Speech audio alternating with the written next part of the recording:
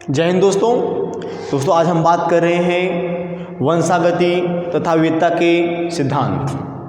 दोस्तों chapter number 5 ही हम चल रहे हैं क्लास 12 की बायोलॉजी, जो कि मैं हेडिंग बाय हेडिंग मैं आपको वीडियो प्रोवाइड कर रहा हूं। दोस्तों शॉर्ट वीडियो इसलिए बना रहा हूं क्योंकि ताकि आपको ऊबे न देखने में। दोस्तों आज हम ये बात कर रहे हैं कि उत्परिवर्तन क्या है, जो कि मैं शॉर्ट में दिया हूं ताकि आप अच्छे से एग्ज़ाम में आप कर जाएं।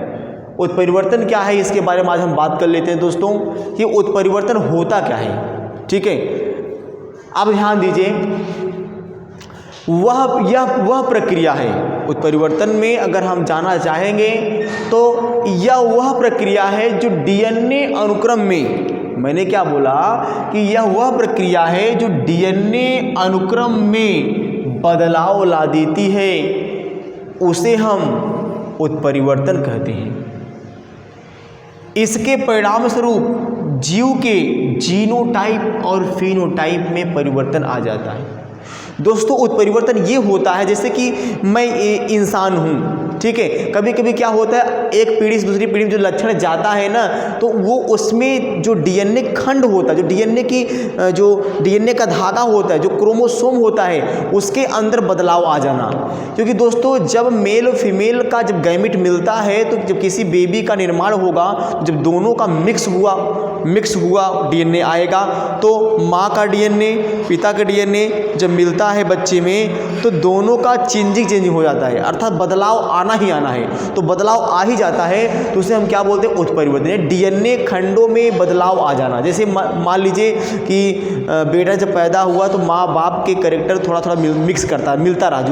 जैसे कि जब बच्चा पैदा होता है तो माँ कहती है कि देखो इसका नाक मिला है, मेरा जो चिक मिला हुआ है, इस प्रकार से माँ बोलती है। तो क्योंकि उसके जो बच्चा पैदा हुआ है हमारे अनुक्रम में उसके अनुक्रम में चेंजिंग आ गया, बदलाव आ गया, तो उसे बोलते हैं, क्या बोलते हैं, अनुक्रम में बदलाव आ गया। ठीक है, अब जैसे कि अभी कुछ चीज़ बनाया जाए, जैसे कुछ अगर घर भी बनाया जाए तो अगर एक घर बहुत अच्छा बना हुआ दूसरे को उसी टाइप बनाया जाए तो उसी टाइप का नहीं मिल पाए, कुछ डिफरेंट रह ही जाएगा। ठीक है, तो वो हालांकि ये बात वहाँ नहीं हो रही है, ये बात तो हमारे अंदर की बात हो रही है। तो यहाँ मैंने कहा कि यह वह प्रक्रिया जो डीएनए अनुक्रम में बदलाव ला देती है, इसको हम उत्परिवर्तन कहते हैं। ठीक है, जैसे कह सकते हैं सोचा नहीं था ऐसा होगा और हो गया कैसा, सोचे थे क्या हो गया क्या।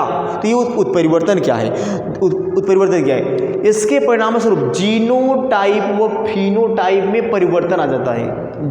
उसके जीन में, बच्चे के जीन में परिवर्तन आ जाएगा और बच्चा लंबा होगा, बौना होगा, तो उसके अनुसार से होता है। कभी कभी माँ छोटी होती है या पिता छोटा होता है, माँ बड़ी होती है, तो बच्चे के अंदर छोटे बड़े का अभाव हो ही जाता है। ठीक है दोस्तों, मीडियम नहीं, छोटे बड़े का अभाव हो जाता है या मीडियम पैदा हो जाता है, तो उसे बोलते हैं फिनोटाइप, जो दृश्य रूप दिखता है। ठीक है, तो अब आ जाते हैं आनुवंशिक विकार, जेनेटिक डिसऑर्डर। दोस्तों इसमें हम पढ़ेंगे आनुवंशिक विकार, जेनेटिक डिसऑर्डर, अर्थात जेनेटिक डिसऑर्डर जो जेनेटिकली डिसऑर्डर जो बीमारियां होती हैं उसके बारे में बात करते हैं दोस्तों।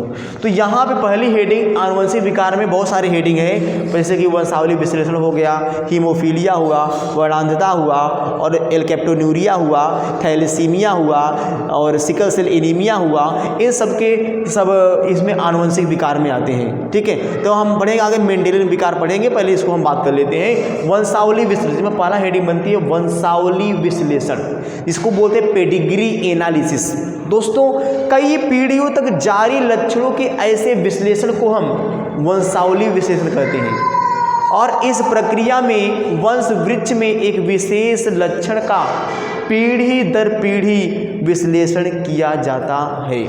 दोस्तों इस प्रक्रिया में वंश वृक्ष में एक विशेष लक्षण का एक पीढ़ी दर पीढ़ी विश्लेषण किया जाता है। दोस्तों जैसे कि कोई बीमारी हो गई, जैसे कि रानी विक्टोरिया को हीमोफीलिया की वाहक थी, लेकिन वाहक वो थी, उसके बेटे में क्या हो गया, हीमोफीलिया हो गया। हीमोफीलिया ऐसी बीमारी होती है जब व्यक्ति कहीं पर चोट लग जाती है, गिर जाता है, तो उसका रक्त बहता प्रॉपर निकलता रहता है, इसलिए व्यक्ति की मृत्यु हो जाती है। जैसे अभी हम लोग हैं, अगर थोड़ा सा हमारी बॉडी पंचर हो जाए तो तुरंत जो है कि रक्त का थक्का जम जाएगा, लेकिन वैसा उसमें नहीं होता है। तो हीमोफीलिया ये एक पीढ़ी से दूसरी पीढ़ी तक चलता रहेगा, वही वंश वृक्ष तक पूरा चलता रहेगा।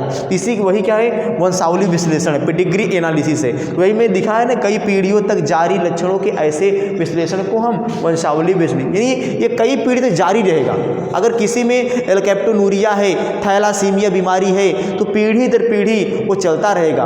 उसे आप दवा करा के ठीक नहीं कर सकते, कम कर सकते हैं, सुचारू कर सकते हैं, लेकिन को आप जीन को, डीएनए को आप बदल नहीं सकते हैं दोस्तों। इस प्रकार से ये वंशावली विश्लेषण है, हमेशा चलती रहती है दोस्तों। अगर हम एक बात कर लें सिकल सेल एनीमिया की, या हम बात कर लें वर्णांधता की, यानी कलर ब्लाइंडनेस, व्यक्ति लाल और हरे रंग की पहचान नहीं कर पाता है, तो ये भी जन्मजात से होता है। ये आने के बाद अगर होता तो ठीक हो जाता है, लेकिन ये जन्मजात से होता है, जन्म से ही होता है दोस्तों। इसलिए व्यक्ति के अंदर क्या होता है, ये चलता रहता है, प्रॉपर ही चलता रहेगा, ठीक है। यही प्रक्रिया, इस प्रक्रिया में वंश वृक्ष में एक विशेष लक्षण का पीढ़ी दर पीढ़ी विश्लेषण किया जाता है, मतलब ये चलता रहेगा, इसे कोई रोक नहीं सकता है दोस्तों, ठीक है। हाँ, दवा करा के इसे आप थोड़ा से उसको ये अप्रभावी कर सकते हैं, लेकिन ये हमेशा चलता रहेगा, ये जीन्स के द्वारा बच्चों में चला जाएगा दोस्तों।